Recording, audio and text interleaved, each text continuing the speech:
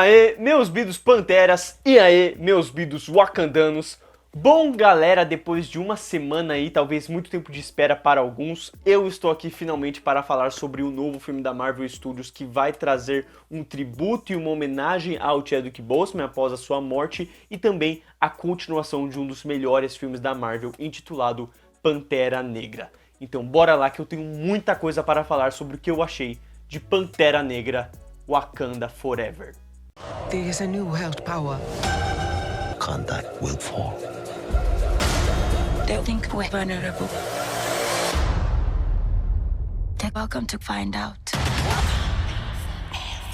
Em sua continuação, Ryan Coogler busca trazer a repercussão do mundo em relação à morte do Pantera Negra e a inserção de um mundo totalmente novo que se encontra em Talocan, um lugar tão desconhecido para o resto do mundo quanto Wakanda.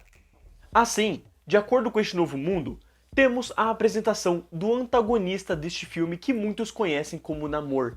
E eu já adianto que tudo envolvendo este personagem e o seu universo é bem estabelecido e desenvolvido neste filme como um todo. Tanto a origem do personagem, quanto a origem de seus poderes, quanto a conexão do seu universo com Wakanda e até mesmo todos que moram no local onde ele mora, né, que seria Talocan.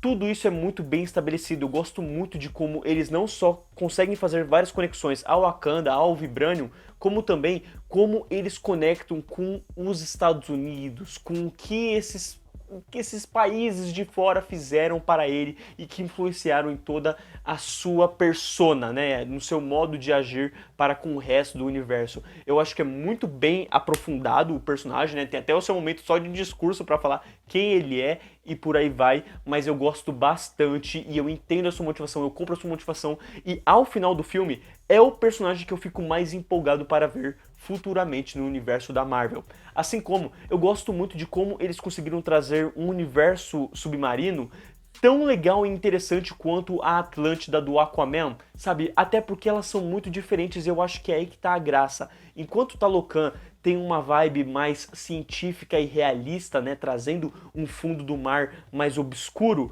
a gente tem a Atlântida do Aquaman, que é algo mais ficcional, né, que traz mais aquela beleza dos quadrinhos, uma beldade, algo que é mais colorido e mais atrativo e chamativo. Mas no fim, ambos acabam sendo tão interessantes quanto a sua exploração dos quadrinhos, né, quanto o que eles vieram, o que eles estão adaptando como um todo. E partindo daí, eu já venho falar do Ludwig Göransson, né, como compositor da trilha sonora deste filme, que volta tentando trazer a mesma sensação e o mesmo impacto que o primeiro filme. Eu já adianto que o segundo ato e o terceiro ato afetam a trilha sonora dele. Eu acho que o filme, de algum modo, acaba ofuscando ele como trilha sonora, como compositor, né? A gente acaba não sentindo tanto a presença da trilha sonora, pelo menos eu não senti. Eu senti bem mais o modo como ele consegue conectar a sua trilha com as músicas que são usadas durante o filme, porque as músicas são muito boas, principalmente aquela que toca em Talocan. Eu gosto muito da música porque ela consegue trazer uma imersão muito boa para você conhecer aquele novo universo. Mas enfim, voltando à trilha, eu gosto muito da nova trilha e nova faixa que ele traz para as Dora Milaje. A musiquinha fica muito marcada quando ela toca e ela arrepia muito legal. Gosto da variação que ele faz com a música de entrada para o Wakanda, né, de você retornar para aquele mundo. E gosto mais ainda da música que ele traz para Talocan como um todo, para este novo universo, né, subaquático, e como ele consegue trazer um lado tribal que difere e ao mesmo tempo conecta com o Wakanda, né? Até porque como é um reverso, como é um antagonista, isso acaba funcionando bastante, eu acho muito legal. Eu acho que o único modo que me incomoda a sua trilha sonora é em relação a Pantera Negra, né? Ele cria uma nova trilha para a nova Pantera Negra e ele traz um lado mais rock, né? Traz um lado mais radical. E eu acho que tem um contraponto aí, tem um meio a meio. Em determinadas horas conecta, eu acho que conversa com o filme porque a trilha desse rock, esse lado mais radical, cria uma conexão com o lado tribal, o lado wakandano, porém eu acho que a trilha destoa bastante quando ela fica só na guitarra. Quando ela traz só guitarrinha, e eu acho que tá indo muito mais para a Liga da Justiça do Zack Snyder do que para o que a gente estava vendo no filme Wakanda Forever como um todo. E falando já em destoar, eu vou falar daquela coisinha que eu sempre abordo em todos os filmes da Marvel, que são os efeitos especiais do filme, né? O CGI como um todo. Eu acho que, no geral, o filme se sai muito bem, até porque o Ryan Coogler trabalha muito com praticidade, com efeitos práticos, e isso a gente vê desde o primeiro filme. Então funciona bastante várias cenas do filme, você percebe que eles buscaram criar um local para gravar as cenas, né? Trabalharam muito com figurino, com maquiagem, com o cenário como um todo. Porém, eu acredito que quando vai do segundo pro terceiro ato, principalmente vindo a batalha final ou as cenas em que o Namor voa, fica muito perceptível o fundo, que ele tá desfocado para não ser notado que o CGI não tá tão bom, só que ao ficar desfocado para não ser notado, ele fica mais notável ainda, entende? E eu acho que é aí que mora o maior problema do filme. Eu acho que em relação ao boneco digital não tem problemas, eu acho que outras cenas são muito bem orquestradas, principalmente no mundo subaquático como um todo, o CGI lá é maravilhoso, mas quando vem pra batalha final, incomoda. E eu acho até que pode ser uma desculpa para o começo do filme, que tem umas cenas bem escuras. Eu percebi que não fui só eu que reclamei disso, né? Outras pessoas vieram reclamar de cenas escuras comigo. Eu achei por um momento que era problema do meu cinema, mas eu percebi que não. Porque eu até fui ver 2 vezes e na segunda eu fui ver em IMAX. E até em IMAX eu percebi que realmente é escuro. Eu só enxerguei porque eu tava vendo em IMAX, entendeu? Porque realmente parece que ele tentou esconder alguma coisa e ficou tão escuro que eu tive mais dificuldade de enxergar do que eu tive quando eu assisti Batman vs Superman, por exemplo, que é um filme que muitas pessoas usam como exemplo, né, de ter cenas escuras e de você não enxergar algumas coisas, né, de trabalhar muito com escuridão. E nesse filme o Ryan Coogler abusou disso em algumas cenas que realmente eu fiquei triste de não enxergar, até porque teve uma cena ali que parecia ter uns elefantes, uns seres diferentes dentro de Wakanda. Eu queria ver mais desses seres que a gente não viu no primeiro filme, entende? Então, vindo daí, eu sinceramente achei um problema. Mas, indo para o elefante da mesa, aproveitando até que eu falei de elefante, né, eu vou falar do elefante da mesa, que é o Chadwick Boseman como todo, o tributo a este homem, né, este ator e também ao seu personagem. E eu acho que tudo envolvendo o T'Challa e o Chadwick é muito bem realizado nesse filme. É realmente a maior homenagem, é realmente a maior coisa que eles conseguiram entender e desenvolver durante o filme. Porque eles conseguem trabalhar a morte do T'Challa de uma maneira que conecta com a morte do Chadwick Boseman. Então, o tanto que a morte do Chadwick foi uma surpresa para nós, acaba sendo uma surpresa para os personagens. E o modo como os personagens falam sobre a morte, sobre o modo como ele morreu, conecta bastante com o Chadwick. Então, toda vez que eles citam o T'Challa, você consegue sentir no coração o Chadwick Boseman, sabe? Então eu gosto bastante de como eles conectam e até mesmo como eles conseguem trazer um desenvolvimento e um impacto para o filme em relação a essa morte pelo simples fato das coisas que o Pantera Negra fez no primeiro filme, sabe? Tem consequências dos seus atos e o fato do que ele fez e do fato dele ter morrido, né? Como essas consequências se sobrecaem aos outros personagens. Então, eu gostei muito de como eles conseguiram fazer isso, né? De não só trazer uma morte para o mundo de Wakanda, mas também uma morte que impacta o resto do mundo, porque o T'Challa estava agindo de certa maneira no final do primeiro filme, e isso leva ao fato de que, sabe, as pessoas sentiram isso e agora elas querem um retorno disso, e cadê o Wakanda, sabe, suprimindo isso? Que não tá, porque eles ainda estão lidando com a morte do T'Challa. Então, isso como um todo eu achei muito legal. Eu só acho que quando chega no finalzinho do filme, eles acabam abusando um pouco para o nosso emocional, sabe? Eu acho que tem muitos filmes que às vezes acabam fazendo isso e acabam cometendo um erro. Eu acho que aqui não comete tanto um erro, eu acho que eu vi muitas pessoas que se emocionaram, né, e viram como uma homenagem, mas ali na hora eu não consegui comprar tanto a ideia, porque eu senti que eles estavam querendo que eu chorasse e eu tava tipo assim, sabe? Eu senti que certas outras cenas poderiam ter usado o artifício que foi usado ali pro final do filme, principalmente até em comparação aqui, né, pra quem não viu o filme não querendo dar spoiler, mas eu senti muito que o filme caiu muito mais para uma vibe do pré-final de Espetacular Homem-Aranha 2 do que para o final de Velozes e Furiosos 7 como uma homenagem à morte do ator e do personagem como um todo. E nessa, eu admito que eu preferia muito mais algo parecido com o final do Velozes e Furiosos 7 do que com o Espetacular Homem-Aranha 2. Até porque essa cena do Espetacular Homem-Aranha 2 não é o final, é o pré-final. E aqui no filme eles trazem como conclusão. E isso, por outros fatores, me incomodou, mas eu vou voltar pra isso um pouquinho mais pra frente. De certa forma, a gente não tem nesse filme só o Namor, né? A gente tem outros personagens que são abordados e ganham muito mais importância graças à morte do Chadwick, que são a Shuri, a Ramonda e a Okoye, personagens essas que ganham maior aprofundamento durante o filme, e isso fica claro, principalmente na evolução delas. A Shuri, que é interpretada pela Letitia Wright, me traz a sensação dela se esforçar ao máximo para trazer maior profundidade e desenvolvimento para sua personagem, mas que acaba pecando pela falta de carisma e de me soar mais superficial do que outra coisa. Tanto que a cena que ela mais me ganhou foi a pós-créditos. Já a intérprete de Yokoyo, Danai Gurira, me passa a maior verdade ao ganhar uma subtrama que envolve o seu ego, suas ações do passado e a forma como precisa lidar com o que a ataca, sempre transmitindo muito bem as suas emoções de tensão, sarcasmo, desapontamento e humilhação.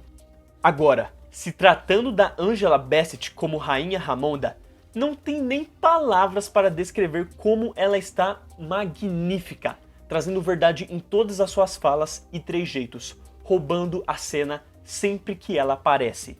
As melhores cenas do filme são as dela. Ela conseguia me deixar arrepiado e emocionado, como muitas outras cenas não conseguiam fazer, cenas de luta, cenas pra chorar mesmo, em apenas discursos seus.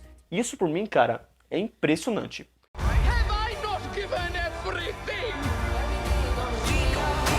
Mas mais impressionante que isso pra mim é que em relação ao filme como um todo, cara, pensando na direção, montagem, os caramba, eu penso que o primeiro ato é perfeito, é maravilhoso. A forma como ele aborda cada núcleo que será abordado e desenvolvido durante o resto do filme é simplesmente muito bom e é a melhor parte do filme, na minha opinião. Porque o que vem a seguir é quando o filme começa a degringolar, na minha opinião. Vem o segundo e o terceiro ato. O segundo ato foi muito criticado aí nas redes sociais como um ato super longo, um ato que é cansativo, que deveria ser cortado um pouquinho, mas por mim não é nem esse o problema, é a junção de dois. O segundo ato tem muitas tramas para serem trabalhadas, para serem abordadas. E aí vem o terceiro ato e ele corre com todas elas. E aí por mim que vem o problema nas duas, porque o segundo ato precisa aprofundar. E eu gosto do aprofundamento que ele dá. Eu gosto mais dele do que quando vem o terceiro ato. Porque por mais que seja longo, ele pelo menos está trabalhando com calma cada um dos seus núcleos, desenvolvendo no seu tempo. Mas quando chega no terceiro ato, o filme parece que tomou um energético e ele ativa e prossegue com tudo. E aí vem o problema por mim em relação a ter tantas tramas neste filme. Porque a maior parte desse problema vem em relação à galera que mora nos Estados Unidos. Você tem ali a volta do agente Ross. E o agente Ross tem toda a sua conexão ali de conhecer a galera, de saber o que fazer, de como se comunicar com o governo americano.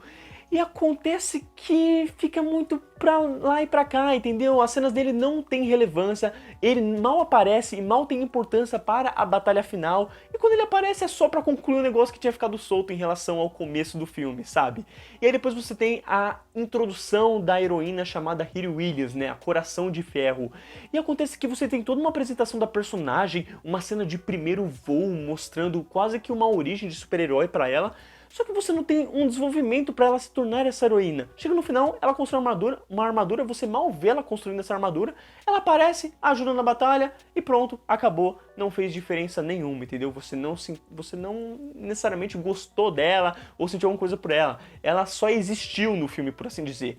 E nessa você prossegue ainda mais com a própria Shuri como personagem, que me vê até um problema por ser a protagonista do filme.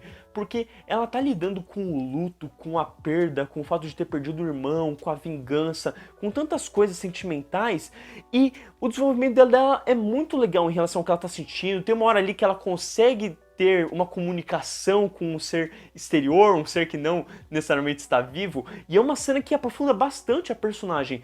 Só que aí, quando chega para a batalha final, ela toma uma decisão e o filme corre atropeladamente para as ações da personagem. Eu até acho que até o caminho durante o filme fica meio ambíguo, fica meio estranho, porque uma hora ela tá super séria, dark, negativa, ela não quer saber de nada do mundo.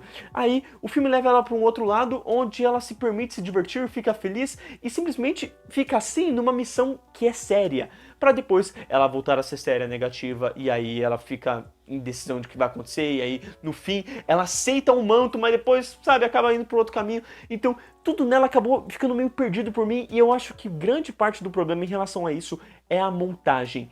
O filme não conseguiu me trazer emoção e sentimento em suas cenas, porque várias coisas tinham um corte muito seco e desequilibrado. Eu acho que no começo do filme, o corte cru, seco, pesado, funciona, porque a gente está trabalhando ali com algo realmente impactante. E a abertura da Marvel é simplesmente magnífica. Foi a parte por mim que mais me emocionou assim do filme. Foi realmente impactante, eu gostei de como eles fizeram. Mas aí conforme o filme vai desenvolvendo, tem certas cenas que, principalmente quando chega ali perto do clímax do filme, acontece uma coisa que mexe com todos os personagens ao seu redor. E quando acontece isso, tem um corte do nada e já vai pra uma outra cena, sabe? Uma cena que já pula uns dias pra frente, por assim dizer, e que na hora me cortou totalmente da emoção, do sentimento que eu tava criando naquele momento. Então, tem muito disso, principalmente quando vem pra batalha final, são muitas batalhas. Por mais que eu goste que aqui seja um pouquinho mais fechado que o do primeiro filme você tem o T'Challa, você tem ali o Agente Ross na nave, você tem ali os Wakandanos ali contra os Wakandanos. Aqui você tem Wakandanos versus os Atlânticos e Pantera Negra versus Namor, beleza. Só que acontece que nessa guerra aqui de Atlânticos e tudo mais, você tem ali Coração de Ferro, você tem ali Okoye, você tem ali não sei quem, e aqui você tem o Pantera Negra. E o que me pega nesse momento da batalha final é que ele não consegue aprofundar bonitinho a batalha de cada um.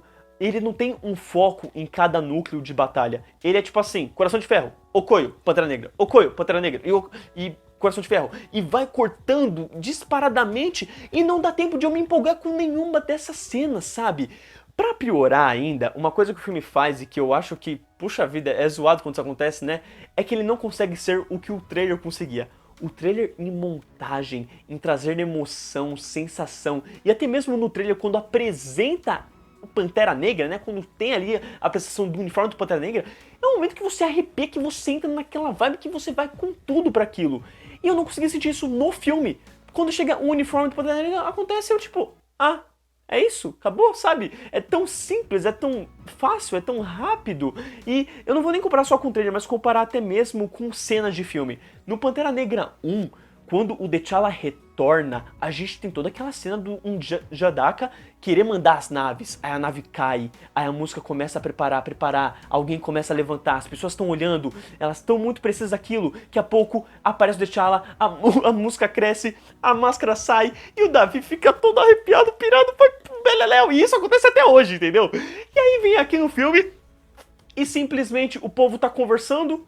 Chega a pessoa do nada, ela viu que tem um uniforme, ela cai com o uniforme, as pessoas olham e tipo, e assim como elas, como eu, ficam tipo, nossa, do nada, né?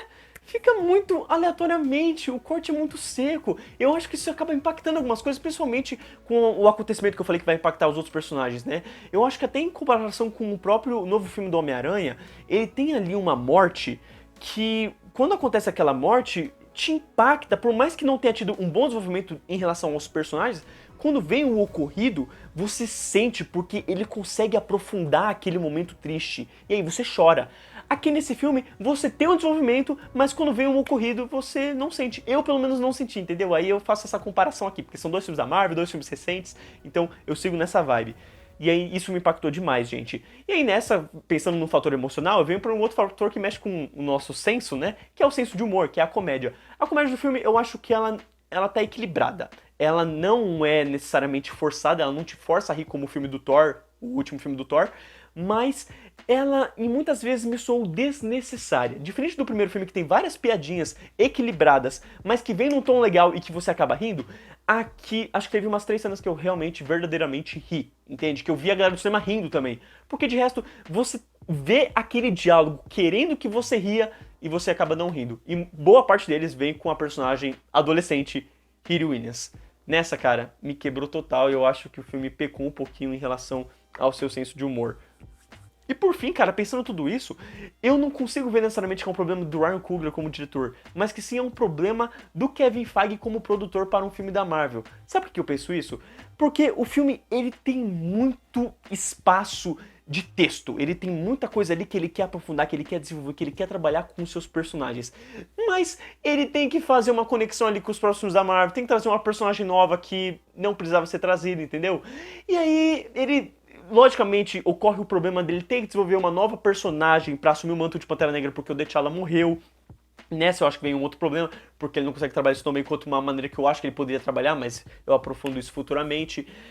E por fim, acaba sendo todo o lance do Kevin Feige querendo que ele desenvolva várias coisas ao mesmo tempo, quando ele deveria desenvolver uma ou outra, principalmente envolvendo Namor, Pantera Negra e Estados Unidos, entende? Eu acho que esse devia ser o núcleo principal do filme, mas ele acaba tendo muitas coisas e não acaba conseguindo desenvolver todas ao mesmo tempo. Ele até tenta no segundo ato, mas no terceiro ato ele fala, tem que fazer a batalha final, tem que empolgar a galera, e ele sai correndo atropeladamente.